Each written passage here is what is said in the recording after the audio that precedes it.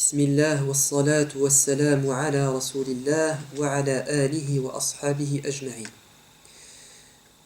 Nous arrivons à la deuxième partie du hadith numéro 10, celle qui est consacrée aux invocations. Et je vais vous relire le hadith en français afin que vous suiviez l'enchaînement. D'après Abu Hurayra radiyallahu anhu, j'ai entendu le prophète de Dieu dire: Dieu le Très-Haut est pureté et n'accepte que le pur. Il prescrit aux croyants ce qu'il a prescrit à ses envoyés quand il proclame: Ô prophète, mangez de ce qui est licite et agréable, c'est-à-dire bon pour la santé. Ou encore: ô vous qui croyez, mangez de ces bonnes choses dont nous vous avons gratifié.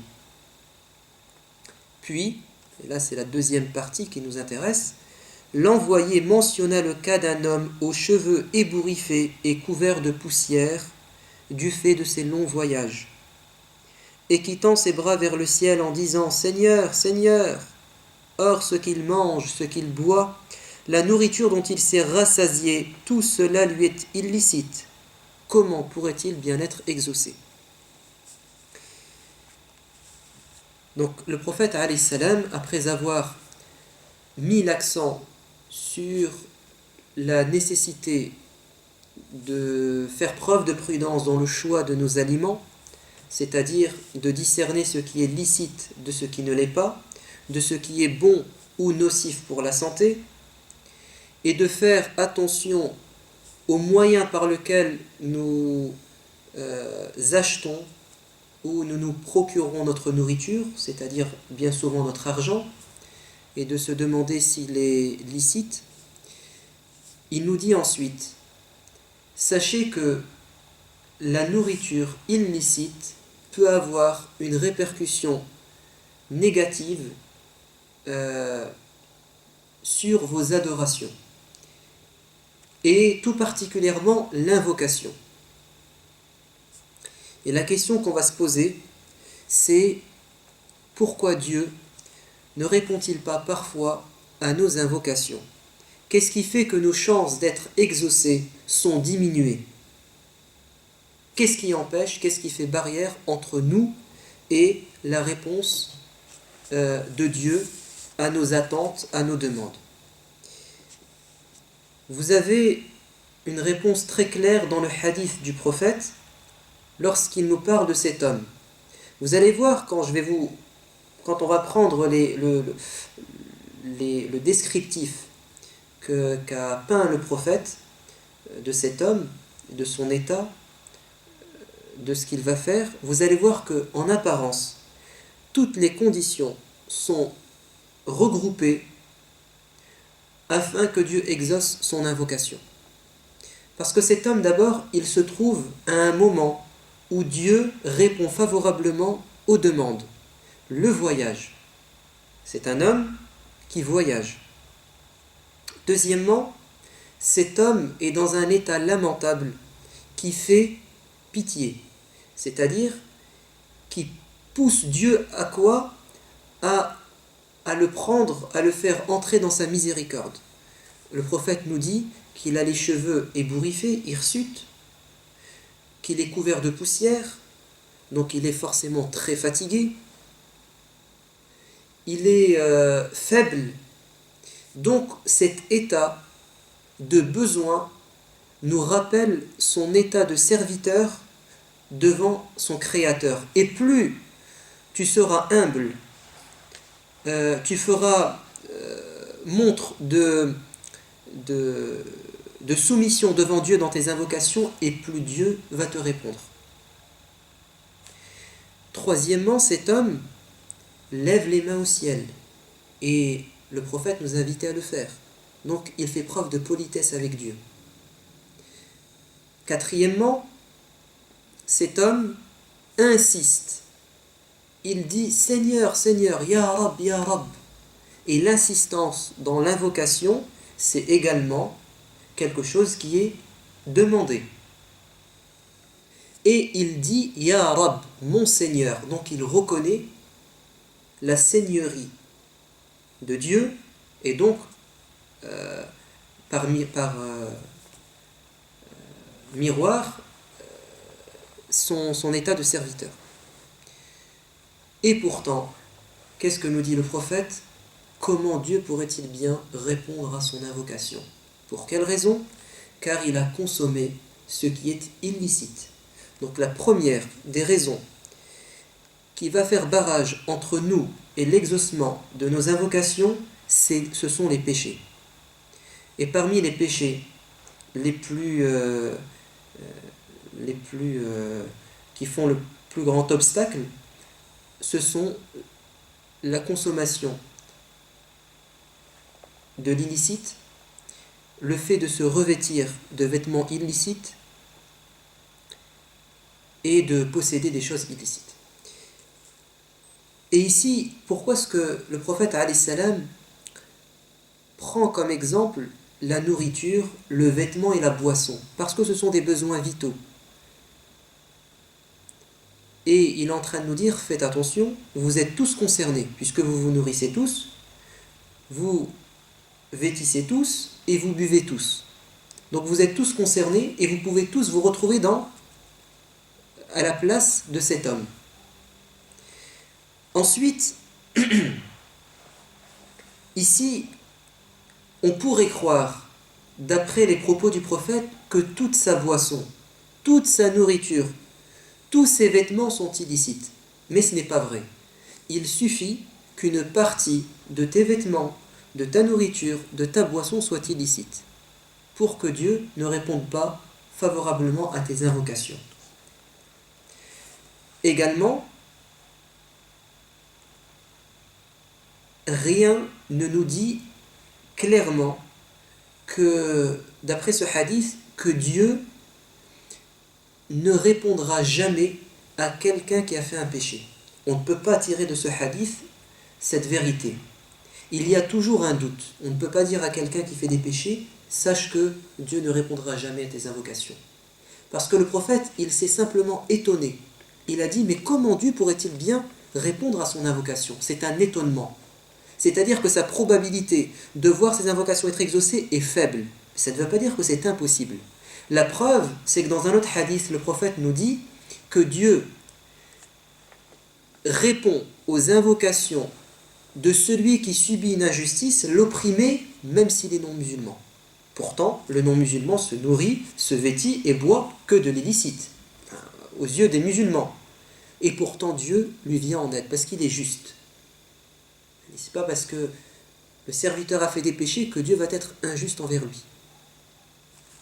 Ça, c'était le premier type de péché, la consommation de ce qui est illicite.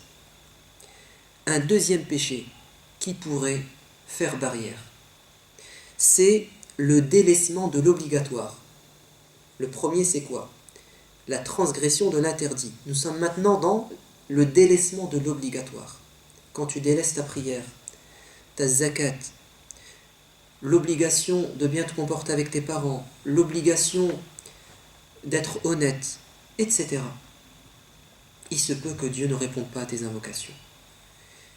Et parmi les piliers de l'islam qu'on délaisse parfois, c'est l'incitation au bien, inviter les gens au bien, être des bienfaiteurs, et s'opposer, résister devant les injustices, devant le mal, changer le blâmable, ne pas être spectateur devant quelque chose qui serait contraire à nos principes.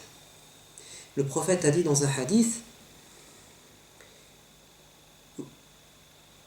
vous appellerez les gens au bien, vous vous opposerez au mal, ou bien, qu'est-ce qui va se passer si cela n'est pas fait? Vous allez invoquer Dieu quand l'injustice et le mal va se répandre, et Dieu ne répondra pas à vos invocations, parce que vous avez délaissé ce qu'il vous a demandé. Et ça, c'est à titre personnel, dans ta vie familiale, dans ta famille, mais aussi au niveau social, au niveau à l'échelle de la société, et peut-être même à l'échelle planétaire. On doit condamner les injustices. Ou sinon, on va être de connivence, on va être complice de quoi? De la propagation des injustices sur terre. Et l'invocation ne servira à rien. D'ailleurs, il est rapporté que Dieu a demandé à un ange dans les générations précédentes, dans les communautés qui ont précédé celle de l'islam, il a dit à un ange de détruire une cité, de l'anéantir, car ses habitants étaient rebelles, ils étaient injustes. Et l'ange, avant d'obtempérer, il va s'adresser à Dieu en lui disant: oui, mais Seigneur, parmi les gens, il y en a un qui t'adore. Il est chez lui, il ne fait que t'adorer. Donc est-ce que il va subir le malheur? Et Dieu va dire: tu commences par lui, parce que il s'est pas opposé au mal. Tu commences par lui car il était spectateur, et c'est peut-être à cause de lui que le mal s'est répandu, parce qu'il n'a rien fait. Il a pensé à lui, il s'est enfermé chez lui, il a adoré Dieu, et il a délaissé ses frères. Donc il est peut-être à l'origine de ce mal. En tout cas, il est sûrement complice. Qu'est-ce que dit Dieu dans le Coran?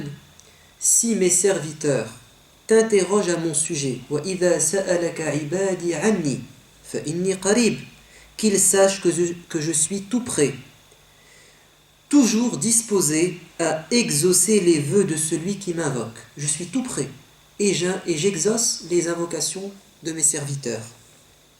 Mais regardez, pas de manière absolue. Juste après, Dieu dit qu'ils répondent donc à mon appel et qu'ils aient foi en moi, afin qu'ils soient guidés vers la voie du salut. Dieu te promet de répondre à tes invocations, mais juste après il te dit la condition. Alors, ils devront répondre à mon appel, c'est-à-dire appliquer ma religion autant qu'ils le peuvent, afin que je leur donne ce qu'ils veulent. C'est donnant-donnant. Le troisième péché qui pourrait faire obstacle, c'est l'hypocrisie de l'être humain. C'est-à-dire qu'il nous arrive parfois, dans des situations d'aisance, quand tout va bien, on oublie Dieu. Et quand on est touché par un malheur, on se réveille et on tend les mains vers le ciel. Et ça peut parfois ne pas marcher, parce qu'il y a un peu d'hypocrisie. Pourquoi tu te souviens de Dieu que quand tu penses avoir besoin de lui? Et avant, Dieu nous dit dans le Coran: وَإِذَا أَنْعَمْنَا عَلَى الْإِنسَانِ أَعْرَضَ وَنَأَى بِجَانِبِهِ وَإِذَا مَسَّهُ الشَّرُّ فَذُو دُعَاءٍ عَرِيضٍ. Et lorsque nous comblons l'homme de bienfaits, il se détourne de nous et nous fuit.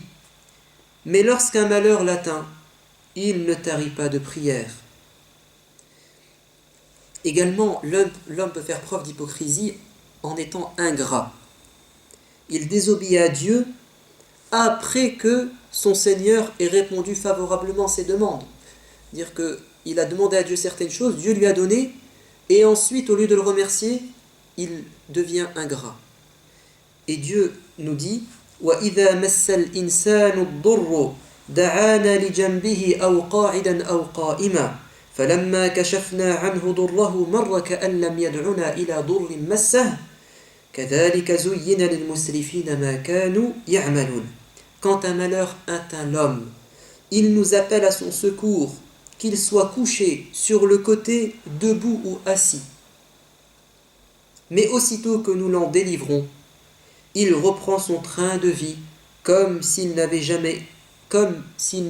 nous avait jamais sollicité de le débarrasser de ce qui l'accablait. C'est ainsi que les plus mauvaises actions se trouvent embellies aux yeux de leurs auteurs. Donc quand il reprend un train de vie normal, il commence à oublier Dieu et à même à lui désobéir. Également, parmi les signes de l'hypocrisie, c'est le fait... Alors quand je dis hypocrisie, attention, je ne parle pas de l'hypocrisie qui nous mène en enfer directement, celle du cœur. Celui qui dit être musulman, mais au fond, il ne croit ni en Dieu, ni aux prophètes, ni aux anges. C'est un hypocrite pur et simple. Hein.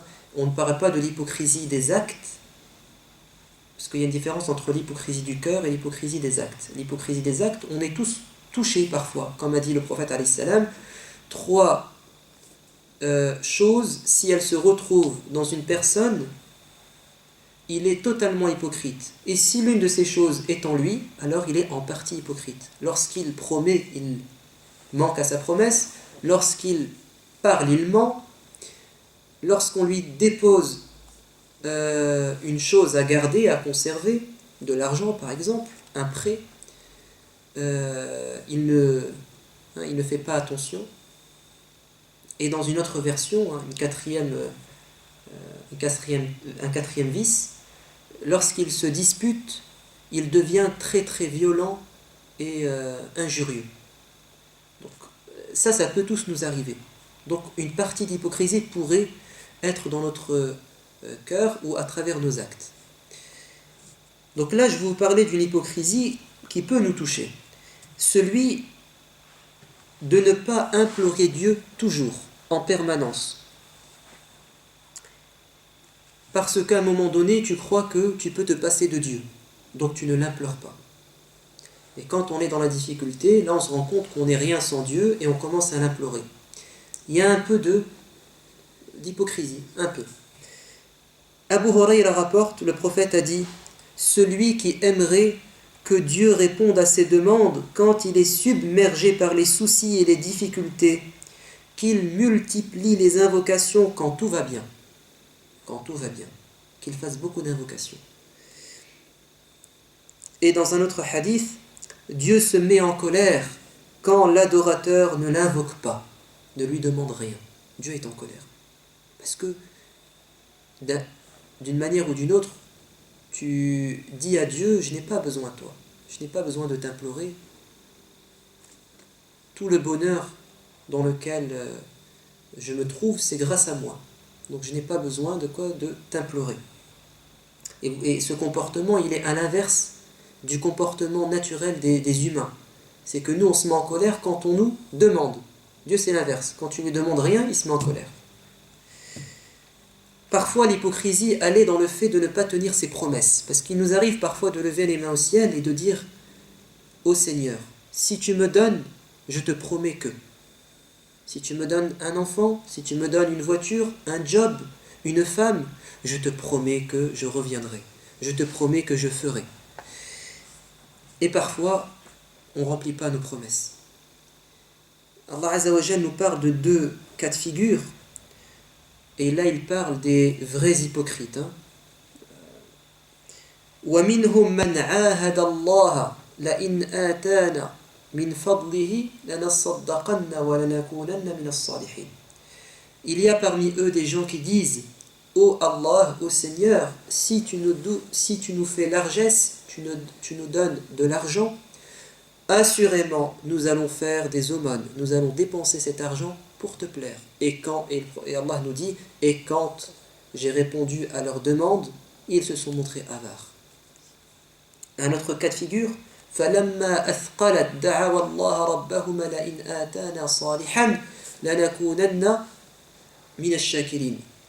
Un homme et une femme, nous dit Allah Azza wa Jal, un couple qui a demandé à Dieu de leur donner un enfant. Et quand la femme est tombée enceinte, ils ont dit « Oh Allah, fasse que cet enfant soit en bonne santé, que ce soit quelqu'un de bien. » Et Dieu leur a donné ce qu'ils ont demandé.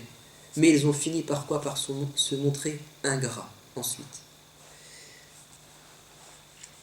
Donc le premier péché, c'était la consommation de ce qui est illicite ou la transgression des interdits. Le deuxième péché, c'est le délaissement de l'obligatoire. Le troisième péché, c'est l'hypocrisie. Un quatrième péché, la mort du cœur.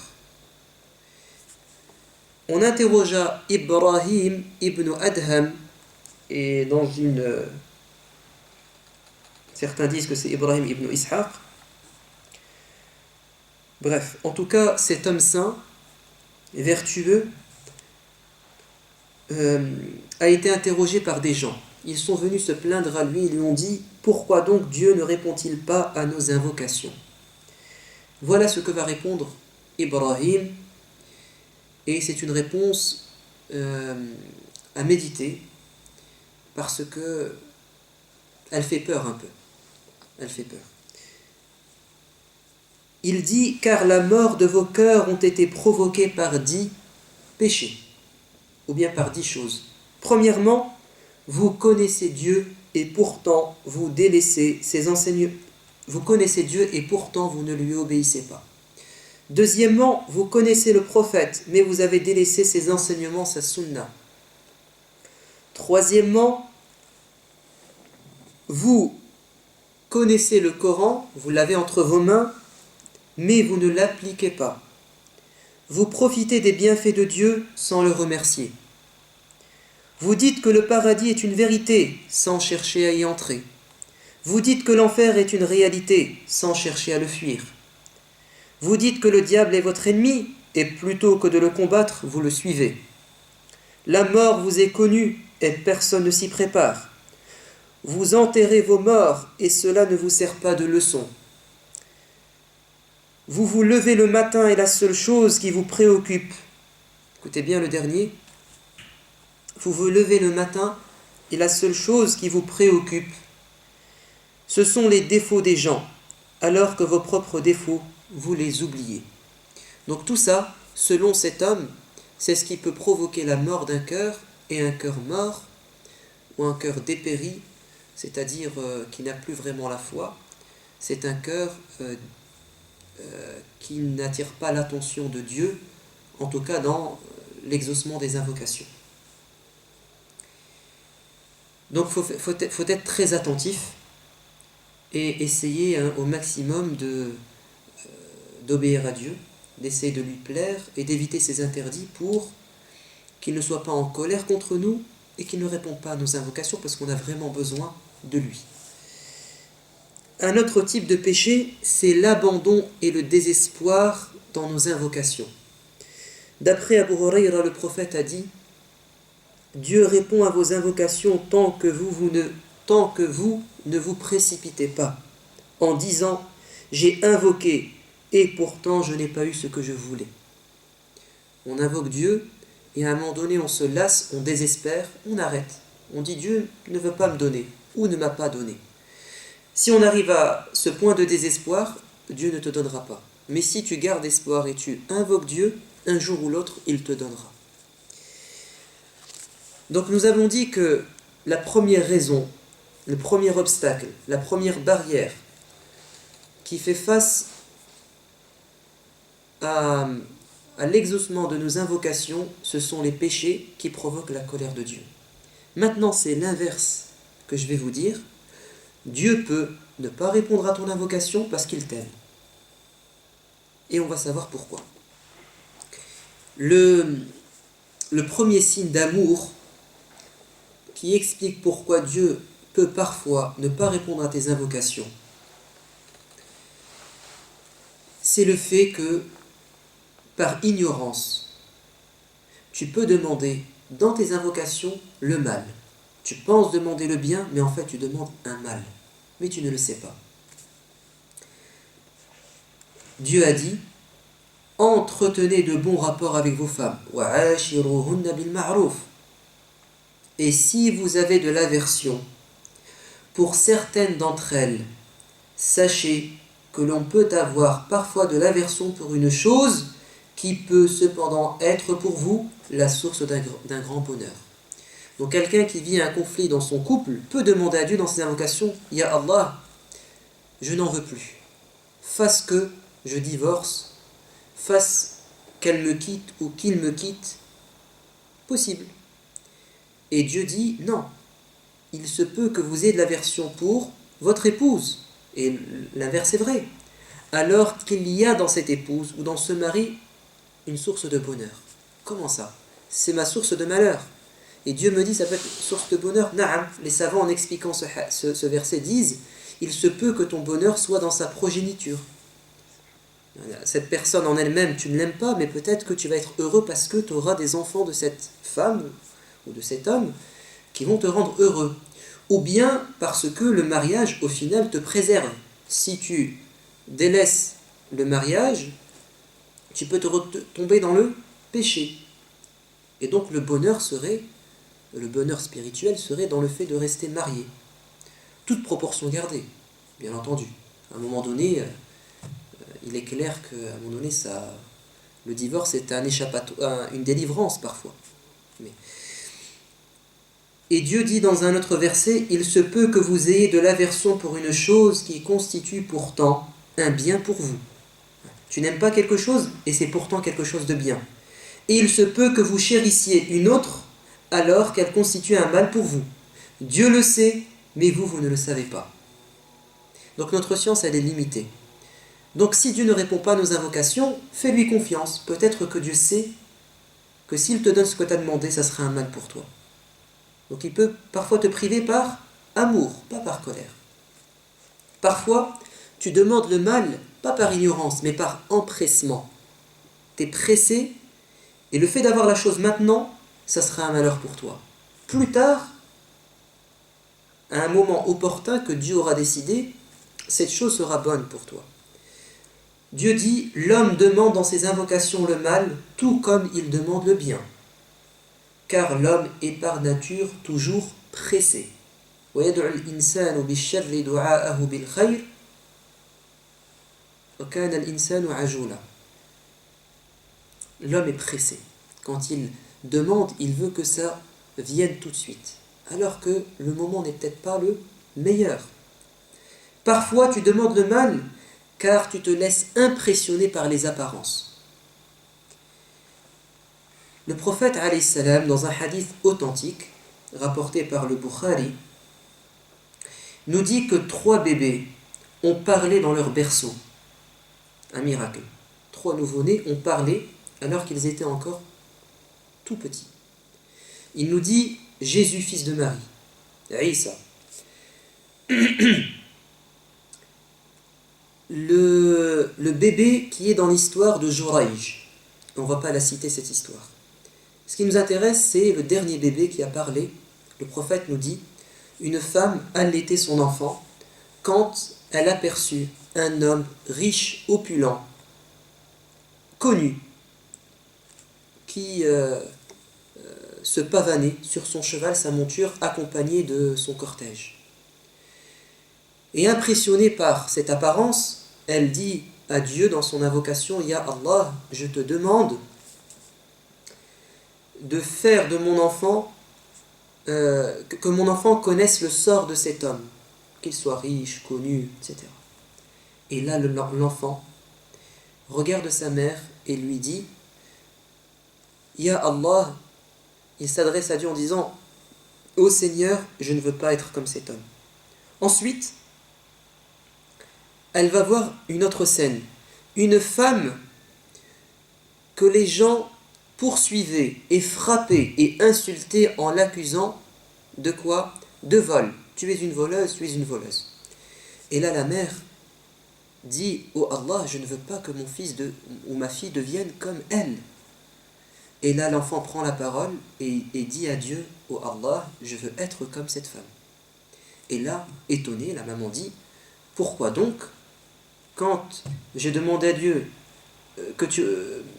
à ce que tu ressembles à cet homme opulent et riche, tu n'as pas voulu, et quand j'ai voulu te prémunir du sort de cette femme, tu l'as demandé. Et là, l'enfant va dire, car cet homme c'est un tyran, et cette femme c'est une innocente. Voilà. Donc là, la femme a levé les mains au ciel pour demander quoi? Quelque chose qu'elle croyait, d'après les apparences, que c'était une bonne chose, et l'inverse.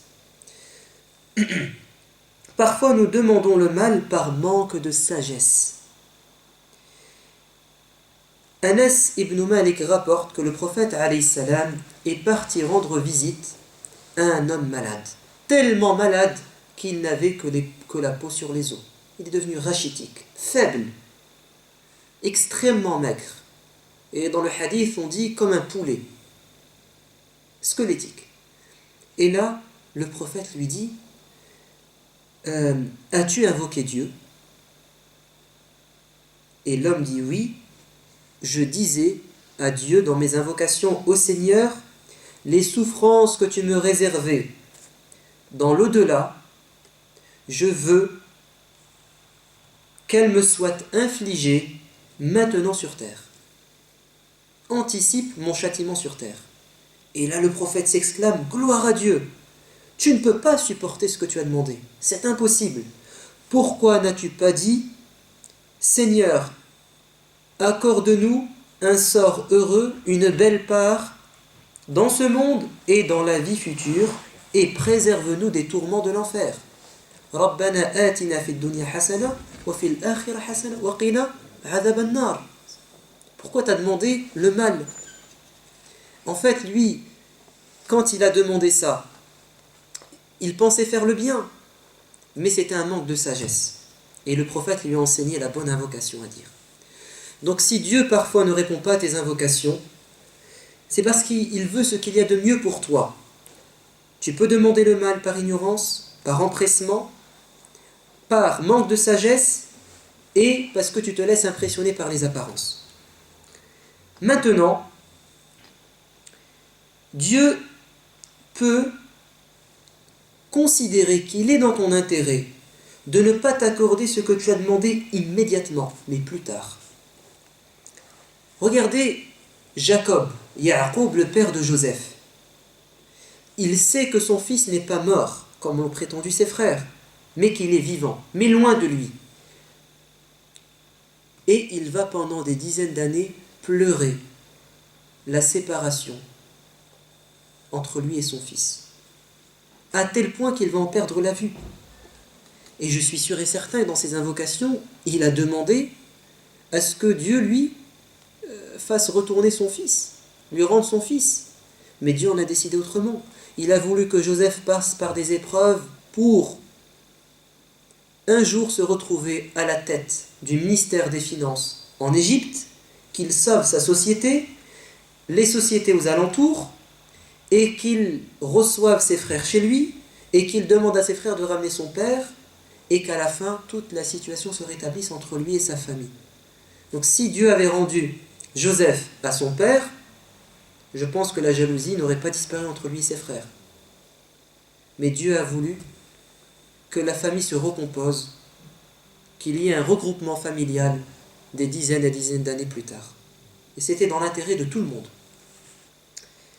Également, Allah Azza wa Jalla dans le Coran nous dit وَقَالَ Moussa. Ici c'est Moïse et Haroun qui font une invocation. وَقَالَ Moussa رَبَّنَا إِنَّكَ آتَيْتَ فِرْعَوْنَ وَمَلَأَهُ زِينَةً وَأَمْوَالًا فِي الْحَيَاةِ الدُّنْيَا رَبَّنَا لِيُضِلُّوا عَنْ سَبِيلِكَ رَبَّنَا اطْمِسْ عَلَى أَمْوَالِهِمْ وَاشْدُدْ عَلَى قُلُوبِهِمْ etc. Moïse, devant la tyrannie, l'oppression de Pharaon et de sa cour, des gens nobles qui avaient le pouvoir, il fait une invocation. Et son frère Haroun dit Amin derrière lui. Ya Allah, tu as donné à Pharaon et à ses notables de l'argent et des délices. Ô Allah, je te demande de sceller leur cœur et je te demande d'anéantir leur richesse. Et qu'est-ce que répond Dieu? Qad ujibat da'watukuma fastaqima. J'ai répondu à votre invocation. J'ai exaucé votre demande. Et vous savez ce que disent les commentateurs? Dieu a dit j'ai exaucé. Mais c'est 40 ans plus tard que Pharaon mourra dans les eaux. Donc Dieu dit j'ai répondu à ta demande. C'est bon. Mais pas tout de suite. C'est-à-dire que c'est bon, j'ai accepté, je vais réaliser ta demande. Et lui dit, mais il l'a réalisé 40 ans plus tard. Dieu est plus sage. Mieux que cela, Dieu parfois considère qu'il vaut mieux ne pas te donner ce que tu as demandé sur terre, mais dans l'au-delà, le jour de la résurrection. Dans un hadith, Dieu s'adresse à son serviteur le jour des comptes. Et il dit à l'un de nous, pensais-tu que certaines de tes invocations étaient exaucées et d'autres non? Oui, répond cet homme. Dieu lui dit alors, j'ai répondu favorablement à toutes tes demandes. N'as-tu pas été témoin de la réalisation de telle et telle invocation? Oui, effectivement, répond l'homme. Je t'ai demandé, tu m'as donné sur terre. Dieu continue en disant, pourtant, tu m'as demandé certaines choses sans les recevoir. Oui, répond le serviteur, je reconnais que parfois je n'ai pas eu ce que j'ai demandé. Et là, Dieu lui dit, sache que je te les ai réservés au paradis. Ce que tu m'as demandé, je te l'ai réservé au paradis. Ensuite, Dieu lui énumérera toutes ces choses qu'il a cachées pour lui, à tel point que le croyant espérera que toutes ses invocations ne furent pas exaucées. Parce que, ce jour-là, il se rend compte à quel point Dieu a été plus sage de lui exaucer ses invocations le jour de la résurrection. Parce que ce jour-là, on aura besoin de bonnes actions, de hasanat. Et parfois, par amour pour toi, Dieu ne te donne pas ce que tu veux comme tu veux. Mais il te le donne de 3 manières différentes. Et ça, il faut le savoir. D'après Abu Hurayra, le prophète a dit, aucun homme n'invoque Dieu sans qu'il ne le lui réponde. Dieu répond à toutes tes invocations, si les conditions sont respectées. Ce qu'on a dit tout à l'heure, il faut le garder en tête.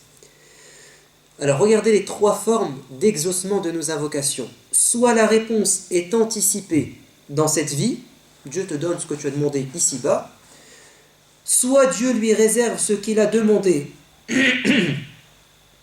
pour l'au-delà, comme on vient de le dire juste avant, soit Dieu l'absout d'autant de péchés que d'invocations prononcées. Tu as fait des invocations, Dieu ne te donne pas ce que tu veux, mais il te purifie de tes péchés. Ces invocations, ce sont des absolutions de tes péchés. Tant que le croyant ne demande pas un mal, une rupture des liens de famille, ou qu'il ne s'empresse et s'impatiente dans ses implorations. Et dans d'autres hadiths, le prophète nous dit que l'invocation monte au ciel. Quand tu la prononces, elle monte au ciel. Et elle rencontre un malheur qui devait arriver. Et les deux s'annulent. C'est-à-dire que l'invocation, elle t'évite un malheur. Toi, tu penses que Dieu n'a rien fait, n'a pas répondu si. Mais comme lui, il le veut. Et parfois, il t'évite des malheurs grâce à tes invocations. Et le prophète a dit, rien ne repousse et ne modifie le destin que les invocations. Les invocations peuvent modifier ton destin. Un malheur devait te toucher et ton invocation te préserve. Et Dieu, par amour pour nous, ne répond pas à toutes nos invocations. Vous savez pourquoi? Parce que toi, tu demandes à Dieu cette nuit que demain il fasse beau. Moi, je suis un cultivateur. Je veux qu'il pleuve. Toi, tu veux aller au ski. Tu demandes que demain il neige. Ça va être quoi? Le chaos. Donc, il y a des lois sur terre, et pour préserver une certaine harmonie, Dieu ne veut pas plutôt, nous donner tout ce qu'on demande, parce que sinon ça va être le chaos. Certains veulent la guerre, ça leur fait gagner de l'argent. D'autres veulent la paix. Donc Dieu ne peut pas donner la paix et la guerre en même temps. Certains, toi, tu demandes à Dieu d'avoir comme épouse une telle. Peut-être que quelqu'un d'autre la réclame aussi dans ses invocations. Donc à un moment donné, Dieu ne va pas donner à tout le monde tout ce qu'il demande. Ça relève de l'impossible ici sur terre.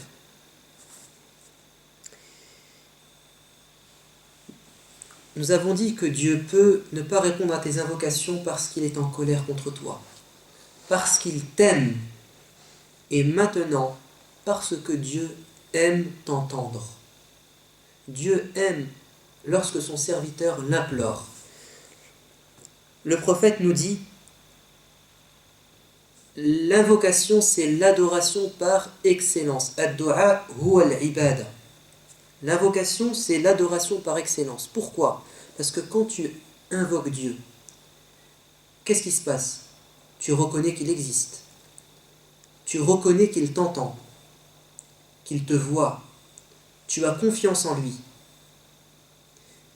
tu réclames son soutien, tu te fais humble, tu te soumets à lui.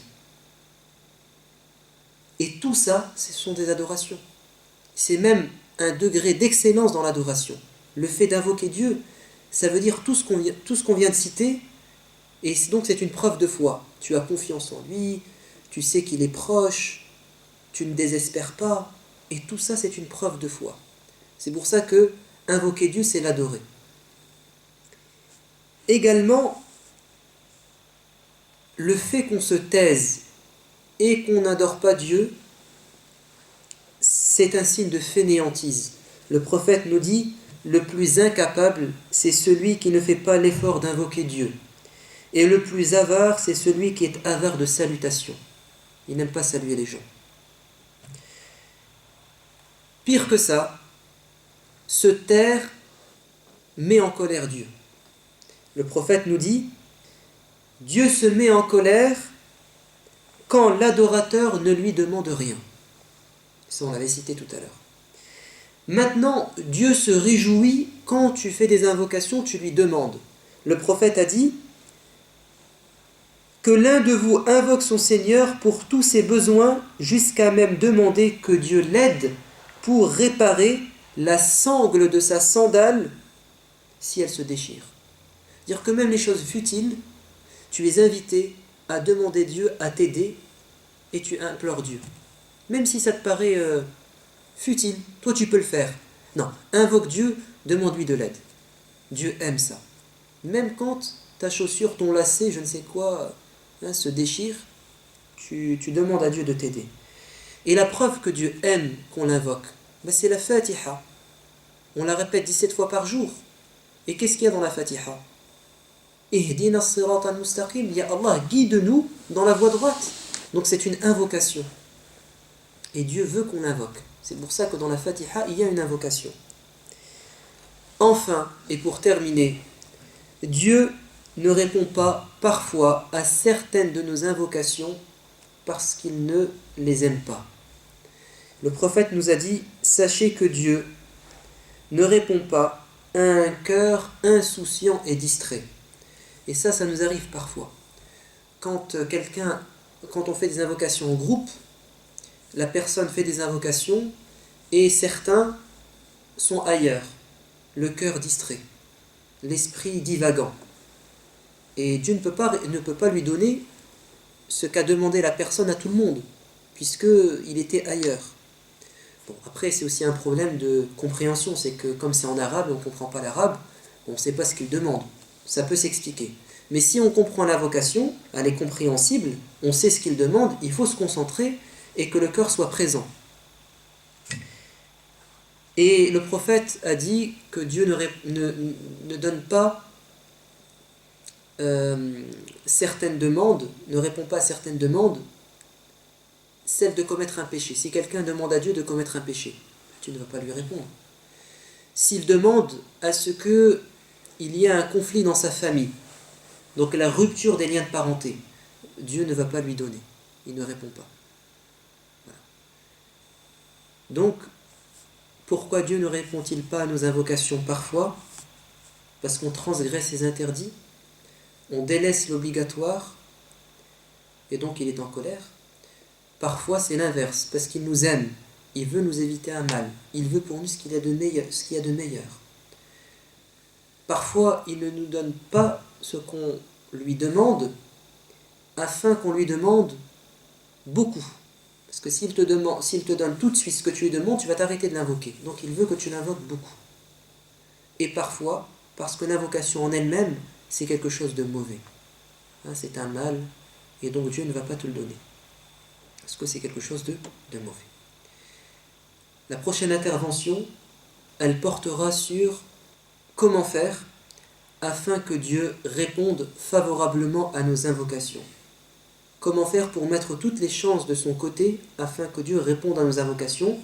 Quelles sont les conditions, les moments à choisir, l'attitude à adopter quand on invoque Dieu afin qu'il nous exauce? Inch'Allah. Subhana rabbika rabbil izzati amma yasifun وسلام على المرسلين والحمد لله رب العالمين.